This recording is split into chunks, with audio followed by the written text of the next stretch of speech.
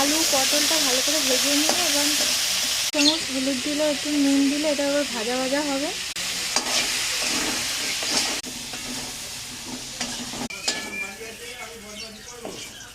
এবার একটু ভেজে নেবো হালকা। সামনে গেলে চলে যাবে।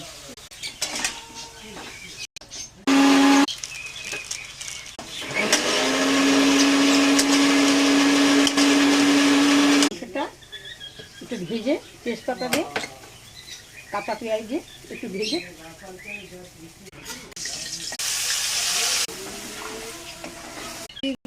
টমেটো করে কিছুটা কষিয়ে নিয়ে এটা মাংসের সাথে ভালো করে কষা নিয়ে